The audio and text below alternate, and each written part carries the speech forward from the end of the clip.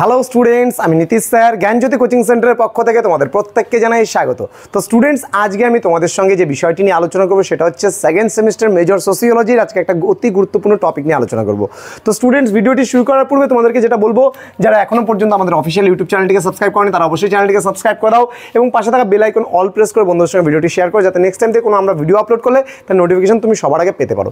এছাড়া তোমরা যারা ভাবছো যে অনলাইনে আমাদের কাছে পড়বে তারা অবশ্যই যোগাযোগ করো 7076398606 নাম্বারে অথবা 6295916282 নাম্বারে।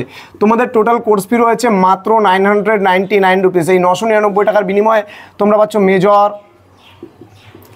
মাইনর, এমডিসি, ভিএসসি, এইসি এবং এসইসি, এই 6টা সাবজেক্টের পুরো প্যাকেজ পাচ্ছ 999 টাকায়। তো দেরি কিসের? আজই ফোন করো আমাদের নাম্বারে, অফিসিয়াল নাম্বারে, এবং যোগাযোগ করো আমাদের সঙ্গে, ক্লাস যুক্ত হয়ে যাও অনলাইনে। তো আজকের যে আলোচনার বিষয় সেটা হচ্ছে, তোমরা দেখতে পাচ্ছ discuss the nature of Hindu marriage, অর্থাৎ যে হিন্দু বিবাহ কয় ধরনের ও কী কী, এটা নিয়েও আজকে বিস্তারিত আলোচনা করব আমি। হিন্দু বিবাহ কয় প্রকার ও কী কী এবং তার স্বরূপ বা নেচার কী রয়েছে, প্রকৃতি কী রয়েছে, সেটা নিয়ে আলোচনা করব আজকের ক্লাসটিতে। দেখো, হিন্দু বিবাহের স্বরূপ যদি বলি, দেখো প্রাচীন ভারতে মূলত আমরা হিন্দু সমাজের মধ্যে আমরা যদি দেখি 8 ধরনের বিবাহ আমরা লক্ষ্য করতে পারি। সেই 8 ধরনের বিবাহ কি? ব্রাহ্ম, দৈব, আর্য, প্রজাপত্য, গান্ধার্ব, অসুর, রাক্ষস আর পৈশাচ। অর্থাৎ ব্রহ্ম, দৈব, আর্য, প্রজাপত্য, গান্ধার্ব, অসুর, রাক্ষস আর পৈশাচ, এই 8 ধরনের বিবাহ সোসাইটিতে কিন্তু জনপ্রিয় ছিল। ব্রাহ্ম, দৈব, আর্য আর প্রজাপত্য, এই 4 ধরনের বিবাহ সোসাইটি পারমিশন বা অনুমোদন দিয়েছিল, কিন্তু গান্ধর্ব, অসুর, রাক্ষস আর পৈশাচ, এই 4 ধরনের বিবাহ কিন্তু সোসাইটি অনুমোদন দেয়নি।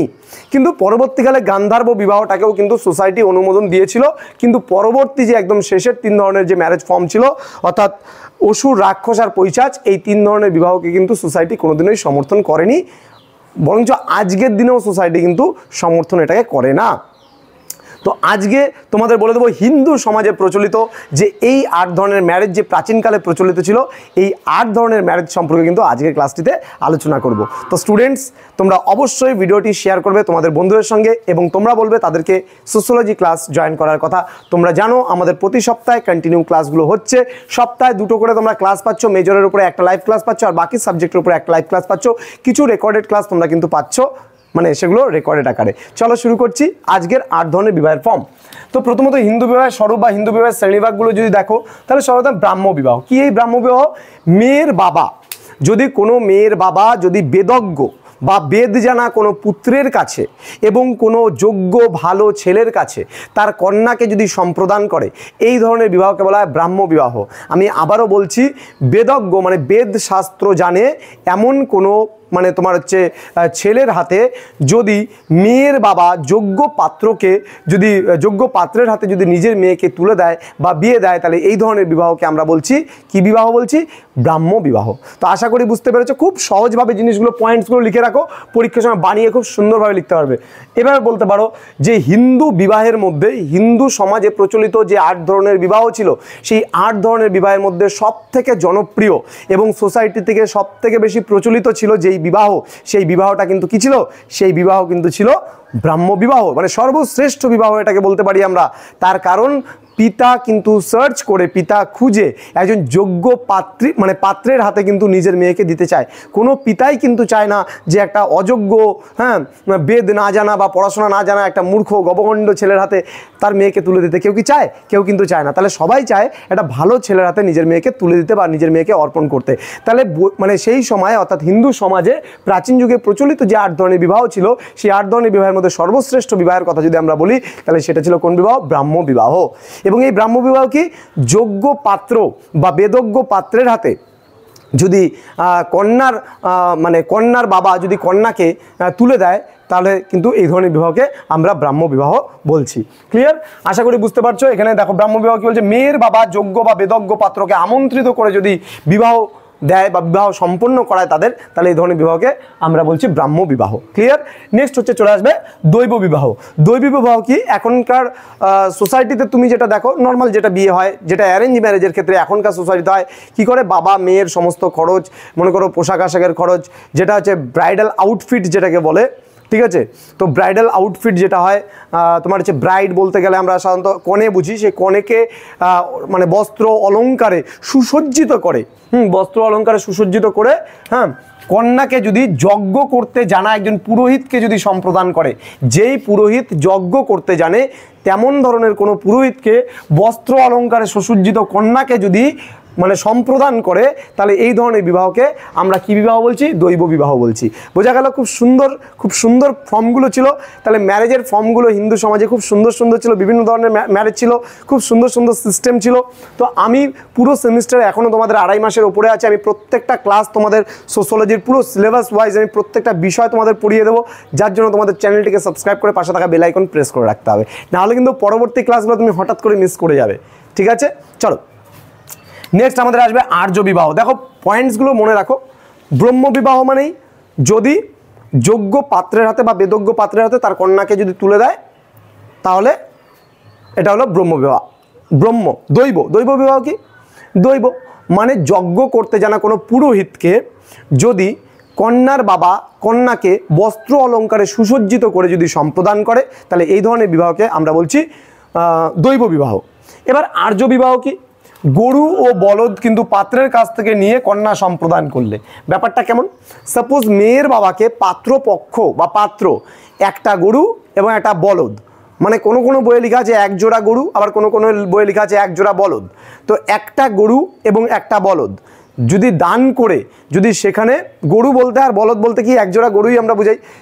দেখো গরু যখন বলছি গরুটা কিন্তু ফিমেল ভার্সন, আর বলদ যখন বলছি বলদটা কিন্তু মেল ভার্সন, অর্থাৎ ছেলে। যখন গরু আমরা একটা দূর থেকে দেখে একটা ছেলে গরুকেও আমরা বলছি গরু, একটা মেয়ে গরুকেও আমরা বলছি গরু, কিন্তু ছেলেকে কিন্তু কখনোই গরু বলে না, ছেলেকে বলা হয় বলদ বলি আমরা। ঠিক আছে, আর হচ্ছে গরু হচ্ছে গাভী যেটা আছে, সেই গাভীকে অ্যাকচুয়ালি আমরা গরু বলি। গরু একটা শ্রেণী, ঠিক আছে, শ্রেণী। তো একটা গরু একটা বলদ মানে 1 জোড়া গরু বলদ মিলে 1 জোড়া হলো। তো এই 1 জোড়া গরু বলদকে দান করে মানে তোমার মানে পাত্রীর বাবাকে দান করে যদি মানে তখন যদি আর কি মেয়ের বাবা যদি কন্যা সম্প্রদান করে, তাহলে এই ধরনের বিবাহকে আমরা কি বলছি? এই ধরনের বিবাহকে বলছি আর্য বিবাহ। বোঝা গেল বিষয়টা? খুব ইন্টারেস্টিং পড়াগুলো, বিষয়গুলো খুব সুন্দর করে ধ্যান দিয়ে ধৈর্য ধরে যদি দেখো, মানে এগুলা হিন্দু ম্যারেজের ফর্মগুলো পড়াচ্ছি, তোমাদের হিন্দু ম্যারেজ পড়াচ্ছি, এরপরে মুসলমান ম্যারেজ পড়াবো। আমাদের হিন্দু ম্যারেজের মধ্যে আরও ব্যাপার আছে, কিন্তু আমি পরদিন তোমাদের হিন্দু বিবাহের নিয়মাবলীগুলো পড়াবো। তো প্রত্যেকটা পার্টগুলো ধাপে ধাপে কিন্তু আনবো। এটা কিন্তু আমি হিন্দুদের যে বিভিন্ন বিয়েগুলো আছে সেই বিয়ের ক্যারেক্টারিস্টিক্সগুলো আজকে পড়াচ্ছি, সেই বিয়ের ফর্মগুলো পড়াচ্ছি। ঠিক আছে, এরপরে আমি যে নেক্সট ক্লাস নেব সেই নেক্সট ক্লাসে হচ্ছে তোমাদের হিন্দু বিবাহের নিয়মাবলীগুলো পড়াবো। ঠিক আছে, এবার আমরা চলে আসবো তোমার হচ্ছে প্রাজাপত্য বিবাহ। মানে এটা কিন্তু খানিকটা ব্রাহ্ম বিবাহ যেরকম ধরনের ছিল সেম একই ধরনের বিবাহ, এটার মধ্যে কিন্তু কোনো মানে সেরকম ডিফারেন্স নেই। এখানে হচ্ছে বেদজ্ঞ পাত্রকে যোগ্য বা বেদজ্ঞ পাত্রকে, এখানেও যোগ্য পাত্র কিন্তু বেদজ্ঞ না জানলে পরেও যে বিবাহটা হতো অন্য কোনো পাত্রের হাতে যখন সম্প্রদান করতো মেয়ের বাবা, তখন কিন্তু তাকে আমরা প্রাজাপত্য বিবাহ বলছি। যেটা তোমার ব্রাহ্ম বিবাহটার মধ্যে শুধুমাত্র যোগ্য বা বেদজ্ঞ পাত্রকেই কিন্তু আমন্ত্রিত করে বিবাহ, কিন্তু এখানে যোগ্য পাত্র হবে, কিন্তু তাকে মানে ওই বেদজ্ঞ যে হতে হবে এমন কোনো কথা নেই, যোগ্য হতে হবে কিন্তু বেদজ্ঞ না হলেও চলবে। ব্রাহ্মণ ক্ষত্রিয় বৈশ্য হলেও হচ্ছে এখানটায়, তাই না? এবার গান্ধর্ব বিবাহ। এখনকার দিনে তোমরা সবথেকে বেশি গান্ধর্ব বিবাহ করো। গান্ধর্ব বিবাহ কি জিনিস? পাত্র পাত্রীর পছন্দ মতো যেটা বিবাহ হয়, ঠিক আছে, পাত্র ও পাত্রী পছন্দ মতো যে বিবাহটা করে, হিন্দু সমাজেও প্রচলিত ছিল আগে।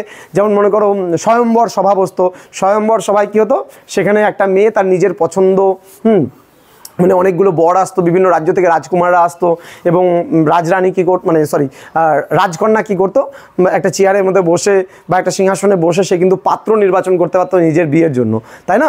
তাহলে এই যে পাত্র এবং পাত্রের মানে বিশেষ করে আমরা উচ্চবিত্ত পরিবারগুলোতে প্রাচীন যুগে বেশি লক্ষ্য করতে পারি এই লাভ ম্যারেজগুলো বা পাত্রপাত্রীর পছন্দ মতো বিবাহ, কিন্তু এখন বর্তমান সমাজে দাঁড়িয়ে কিন্তু আমরা সব থেকে বেশি দেখি পাত্রপাত্রীর পছন্দ মতো বিবাহ। যেমন আমার দাদুর কাছ থেকে শোনা, আমার মায়ের বাবা আর কি, আমার বাবার বাবাকে তো আমি সেই ছোটোবেলায় হারিয়েছি, তো সেই দাদুর আমি সান্নিধ্য খুব একটা বেশি পাইনি, কিন্তু আমার মার যে বাবা আছে সেই বাবা আমায় বলেছে যে জানিস তোর দিদাকে যখন আমি বিয়ে করতে গেছিলাম, তোর দিদাকে আমি বিয়ের দিন প্রথম যখন ওই শুভ দৃষ্টি হয় তখন আমি তোর দিদাকে প্রথমবার দেখেছিলাম। তাহলে দেখো দাদুর বক্তব্যটা কি, দাদুর বক্তব্যটা হচ্ছে যখন আগে কখনো দেখিনি, ঠিক আছে, যখন আমি প্রথমবার হ্যাঁ, যখন প্রথমবার আমি মানে ওই শুভদৃষ্টি হয় তখনবার প্রথম দেখেছিলাম। মানে আমার বাবা মা আর কি, আমার দাদুর যে বাবা মা ছিল সেই দাদুর বাবা মা গিয়ে আর কি দাদুর বিয়ে ঠিক করে এসেছিলো, কিন্তু দাদু জানে না যে বিয়ে ঠিক হয়ে গেছিলো, এবং বাড়িতে আসার পরে বলে যে তোর কিন্তু বিয়ে ঠিক হয়ে গেছে। কেমন মেয়ে, কী মেয়ে না মেয়ে, দাদু কিন্তু একটা কথাও বলার সেই সময় সুযোগ পায়নি। কিন্তু এখন সোসাইটি কিন্তু অনেক পরিবর্তন। আমাদের যদি কাউকে ভালো লাগে, মা বাবা আমি ওই মেয়েটাকে ভালো লাগছে, বা কোনো মেয়ের যদি কোনো ছেলেকে ভালো লাগে, ওই ছেলেকে আমার ভালো লাগছে, তো এইভাবে করে আমরা কিন্তু বলতে পারি। এখন কিন্তু পাত্র পাত্রীর পছন্দটাকে সোসাইটিতে অনেকটাই প্রায়োরিটি দেওয়া হয়, কিন্তু একটা সময় কিন্তু এই বিষয়টা কিন্তু সোসাইটিতে ছিল না। বোঝা গেল? আশা করি বোঝাতে পারলাম। ওকে, নেক্সট আমরা চলে আসবো অসুর বিবাহ। অসুর বিবাহ কি? কন্যার পিতাকে অর্থ দিয়ে অর্থাৎ ঘুষ দিয়ে বিবাহ। অর্থাৎ সাপোজ মনে করো মেয়ের বাবা আছে মাতাল, বিশ্ব মাতাল, এরকম ধরনের হতে পারে, বা ক্যারেক্টারলেস, মেয়ের বাবা মানে বাবাই ক্যারেক্টারলেস। তখন কি করলো, মেয়ের বাবাকে কোনো পাত্র দেখলো, এই মেয়ের বাবাটা তো একটু মানে আছে, টাকা পয়সার লোভী, সুতরাং কিছু টাকা পয়সা দিয়ে তার মেয়েকে আমি বিয়ে করে নিই। তাহলে এই ধরনের যখন অর্থ দিয়ে বিয়েটা হতো না, মানে কন্যার বাবাকে যখন অর্থ দিয়ে কোনো বিয়ে হতো, তখন তাকে বলতো অসুর বিবাহ। বোঝা গেল? তাহলে এটাও কিন্তু হিন্দু সমাজে প্রচলিত ছিল। খুব ইন্টারেস্টিং না বিষয়গুলো? খুব ইন্টারেস্টিং কিন্তু বিষয়গুলো। ধৈর্য ধরে আরও দুটো ফর্ম আছে, সেই দুটো ফর্ম শোনো একটু। এবার আমরা চলে আসবো রাক্ষস বিবাহ। রাক্ষস বিবাহ কি? অপহরণ করে বিবাহ। সাপোজ মনে করো কিডন্যাপিং করে যে বিবাহটা বলে, সাপোজ মনে করো একটা মেয়েকে আমার রাস্তাঘাটে পছন্দ হলো, আমি ওকে কিডন্যাপ করে নিয়ে চলে গেলাম বিয়ে করার জন্য, তাহলে এই ধরনের বিবাহকে সেই সময় বলা হতো রাক্ষস বিবাহ। মানে কোনো মেয়েকে পছন্দ হতো, সেই পছন্দ হওয়ার পরে কি হতো, তাকে অপহরণ করে নিয়ে গিয়ে যে বিবাহটা সম্পাদন হতো, সেই ধরনের বিবাহকে আমরা কি বলছি এখানে? রাক্ষস বিবাহ। এবং সর্বশেষ ফর্মটা যেটা রয়েছে পৈশাচ বিবাহ, মানে কন্যার শ্লীলতাহানি করে বিবাহ। অর্থাৎ সাপোজ মনে করো একটা মেয়ের বিয়ে দিচ্ছে না একটা ছেলের সাথে, তখন কি করলো, তার মান সম্মান নিয়ে সেই ছেলেটা হয়তো তার মান সম্মান নষ্ট করে বা ধর্ষণ করে তার শ্লীলতাহানি ঘটিয়ে তারপরে কিন্তু তাকে বিয়ে করলে, তখন ওই ধরনের বিবাহকে আমরা বলি পৈশাচ বিবাহ। তাহলে এই যে ব্যাপারটা, এই 1 2 3 4 5 6 7 8টা ধরনের বিবাহ কিন্তু তৎকালীন সময়ে সোসাইটিতে কিন্তু প্রচলিত ছিল। তাহলে আমরা কি কি বললাম? ব্রাহ্ম, দৈব, আর্য, প্রজাপত্য, গান্ধার্ব, অসুর, রাক্ষস আর পৈশাচ, এই 8 ধরনের বিবাহ কিন্তু হিন্দু সমাজে প্রচলিত ছিল। তো আমরা পড়ার সময় আরেকটু ডিটেলসে পড়ে নেব, যখন তোমাদের যারা অনলাইন ক্লাস আমাদের পেইড ব্যাচে যুক্ত হয়েছে তাদেরকে কিন্তু আমরা যে নোটসটা প্রোভাইড করেছি সেখানে দেবো আরও ডিটেলসে আমরা আলোচনা করেছি, আরও ডিটেলসে দিয়েছি। তোমাদের প্রতি সপ্তাহে একদিন করে কিন্তু অনলাইনে ক্লাস হচ্ছে, একদম মেজর যেটা সোশ্যোলজি, সেই মেজর সোশ্যোলজির ক্লাস হচ্ছে, তোমরা ক্লাসগুলো রেগুলারলি পাচ্ছ। তো স্টুডেন্টস, তোমাদের কাছে রিকোয়েস্ট করবো যারা এই মুহূর্তে আমাদের কাছে ক্লাস করছো, তারা তোমাদের বন্ধুবান্ধবদের বলো যে আমাদের কাছে কীভাবে ক্লাসগুলো হচ্ছে। কারণ সোশ্যোলজিতে সবথেকে কম স্টুডেন্টস, যারা জানতো না এতদিন ধরে আমাদের সেন্টারে পড়ানো হতো না, কিন্তু সোশ্যোলজিতে মাত্র 35+ স্টুডেন্টস এই মুহূর্তে আমাদের সেন্টারে, যেখানে বাকি সমস্ত সাবজেক্টে 100 ক্রস করে গেছে, সেখানে সোশ্যোলজিতে এত কম স্টুডেন্টস। তো কেন তোমরা তোমাদের বন্ধুবান্ধবদের বলছো না, ভিডিওগুলো শেয়ার করছো না? প্রত্যেকের সঙ্গে শেয়ার করো, প্রত্যেকে বলো যে আমাদের জ্ঞানজ্যোতি কোচিং সেন্টারে কেমন সোশ্যোলজি ক্লাসগুলো হচ্ছে। তো স্টুডেন্টস, সঙ্গে থাকো আমাদের, পাশে থাকো আমাদের, এইভাবেই তোমাদের পাশে আমরা দাঁড়াবো এবং ক্লাসগুলো কন্টিনিউ নিতে থাকবো। তো স্টুডেন্টস, যাবার আগে একটা কথাই বলবো যে আমাদের ওয়েবসাইট ভিজিট করো। আমাদের ওয়েবসাইট হচ্ছে, তুমি যদি গুগলে লিখো GYANJYOTI.info, এখানে আমাদের টিচার্সদের ডিটেলস দেওয়া আছে। এবং তোমরা যদি নীলস নিভা ওয়েবসাইটে যাও, নীলস নিভা গুগলে যদি সার্চ করো, লিখে গুগলে কিন্তু গুগল ক্রোমে যদি সার্চ করো জ্ঞানজ্যোতি ইনফো এবং নীলস নিভা লিখে একবার হলেও যাও, ভিজিট করো আমাদের ওয়েবসাইট। সেখানেও কিন্তু আমরা কিছু নোটস প্রোভাইড করে থাকি, সেটা সম্পূর্ণ তোমরা বিনা পয়সায় এবং ফ্রি অফ কস্টে কিন্তু পেয়ে যাচ্ছ। তো স্টুডেন্টস, দেখা হচ্ছে তোমাদের সঙ্গে খুব তাড়াতাড়ি পরবর্তী ক্লাস নিয়ে। তোমরা প্রত্যেকেই ভালো থেকো, সুস্থ থেকো। Thank you so much, thanks for watching. After all, thank you.